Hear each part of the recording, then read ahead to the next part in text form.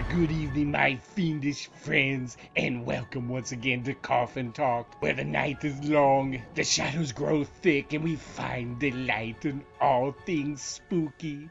Tonight, we are delving into a beloved Halloween tradition that has been entertaining and haunting our televisions for over 3 decades. I speak, of course, of The Simpsons and their annual macabre masterpiece, Treehouse of Horror.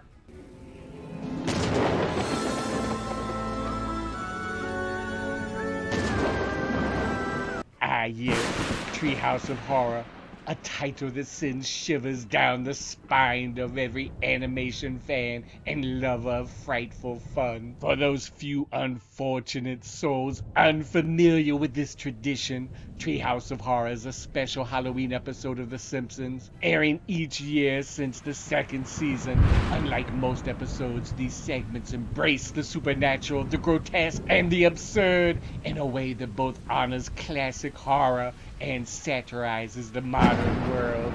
But let us not linger too long on the surface. Join me now as we embark on a deep dive into the hallowed halls of Springfield's annual Fright Fest, shall we?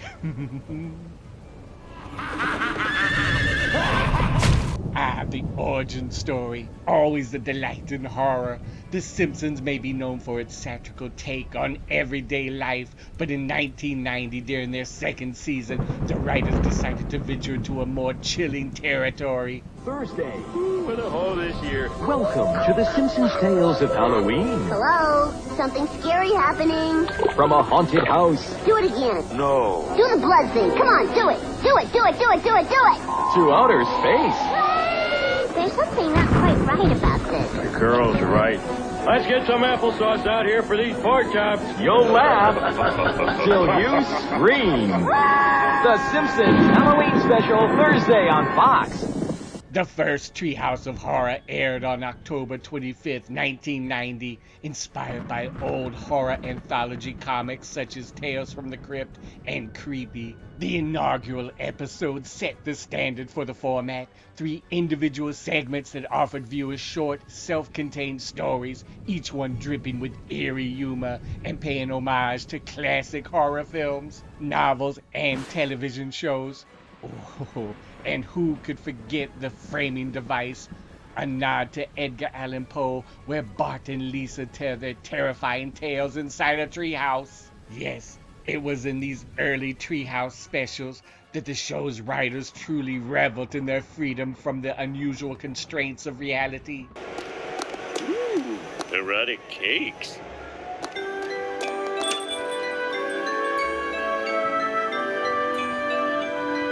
They were able to let loose, telling stories that involved ghosts, vampires, zombies, and other unspeakable horrors. Hey, Simpson, I'm feeling a mite peckish.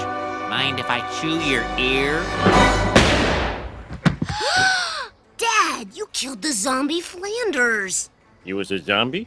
That wouldn't quite fit into the daily life of the Simpsons family. Well, it's animation. You can make any rules you want, really. But it's not just horror that these specials embrace, my dears. Oh no, science fiction, thriller, and fantasy are all part of the Treehouse of Horror lore, with each segment acting as a parody, satire, or homage. The writers have an endless playground to warp and contort reality into something quite wickedly wonderful. Oh, we're rolling out, Jody. Now, when you think of Treehouse of Horror, no doubt some segments come to mind almost immediately. Some are etched into the fabric of Halloween culture as deeply as jack-o'-lanterns and candy corn. Let us revisit a few, shall we? One of the earliest and perhaps most iconic segments is from Treehouse of Horror 5, The Shining, a brilliant parody of Stanley Kubrick's The Shining. Homer, in the role of Jack Torrance, descends into madness after being denied access to beer and TV. Oh, yeah, we know what that's like, don't we, Jody?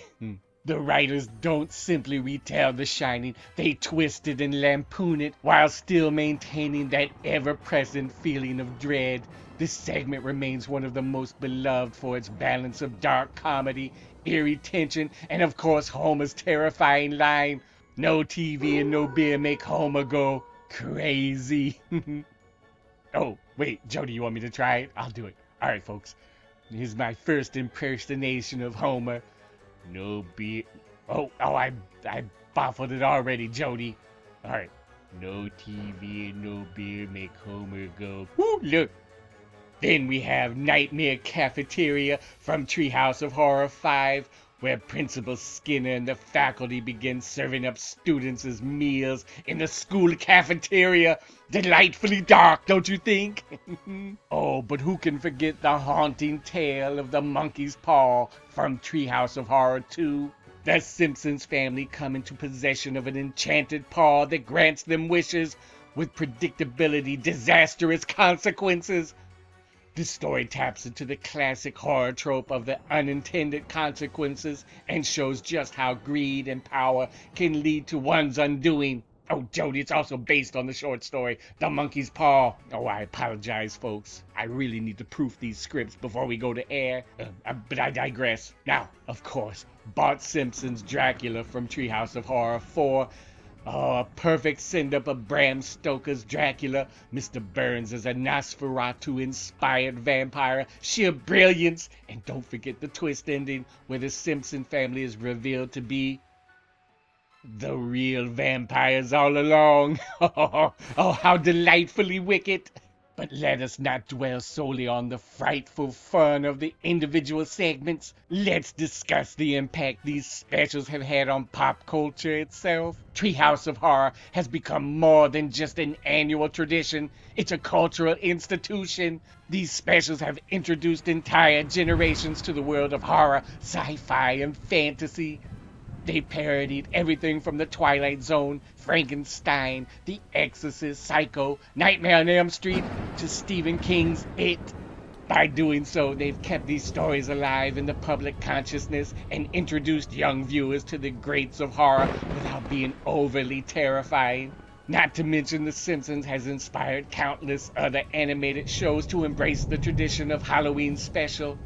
Shows like Bob's Burgers, South Park, and Futurama have all followed in its spooky footsteps, carving out their own slice of Halloween TV history. Over the years, Treehouse of Horror has changed much like a shape-shifting monster, adapting with the times. While the earlier specials have leaned heavily on horror parodies and classic literature, the most recent installments have ventured into modern pop culture. We've seen segments inspired by Harry Potter, The Hunger Games, The Walking Dead, and even Stranger Things. However, some purists might argue that Treehouse of Horrors has lost a bit of its edge in the modern age. After all, the earlier episodes had a rawness to them, a sense of danger and dark humor that pushed boundaries. Yet, as the show's target audience broadened, The Simpsons evolved to stay family-friendly. No, that wasn't its purpose at all. Fox was edgy back in the 90s. Well, and the Treehouse of Horror followed suit. But even in its more sanitized form, the series continues to entertain and find ways to be creative and relevant. No, that's just a nice way of saying, oh, we've made this for a modern audience, Jody. Just tell good stories, folks. Just tell what you think is funny or horror. Or don't put yourself in a box. Let me put you in a box. No, one of the things that remain constant each year as the leaves fall and as the jack-o'-lanterns glow on the porches and the full moon rises in the sky, Treehouse of Horror returns to give us a taste of the macabre. It has become as much a part of Halloween as candy corn, haunted houses, and horror films. Now, my dear viewers, I would be remiss if I did not tip my hat to the creators behind the scenes who have brought these frightful tales to life. The Simpsons was created by the ever-talented Matt Groening, with its Treehouse of Horror episodes written and directed by some of the best talents in animation. Writers like John Swartzwelder, Al Jean, and Bill Oakley have all contributed to the eerie legacy. Many of the directors like David Silverman and Jim Reardon helped elevate these episodes to iconic status, ensuring that they didn't just pay homage to the world of horror, but left their own unique mark on it. So why does Treehouse of Horror endure? Why does it still fill us with that delicious sense of spooky delight after all these years? I believe it's because it taps into our primal love of fear and fantasy. It blends the grotesque with the comedic in a way few shows can. Whether it's through heart-pounding parodies, clever satire, or its uncanny ability to stay relevant, Treehouse of Horror is more than just a TV special. It's a yearly celebration of all things macabre, spooky, and deliciously dark. As we near the close of this evening's episode of Coffin Talk, I ask you this. What is your favorite Treehouse of Horror moment? Do you prefer the spine-chilling tension of the shinning, or the madcap absurdity of Nightmare Cafeteria? Let us know in the comments below. Oh, also let us know if there's a topic you would like us to cover. Just drop it in the comments below. So now, until next time, my ghoulish companions, I leave you with these words. Beware the long shadows of the night, for something wicked this way comes every Halloween. Good night, my dear friends, and remember, even in Springfield, nothing is more terrifying than a bad Halloween special, except perhaps for no special at all. Oh, I guess that is the moral of the story, I guess. Even if it's lost, it's lost. Would it be horrible not to have it? No. Good night, folks. No TV and no beer make Homer go crazy. Don't mind if I do. Oh, sorry, folks.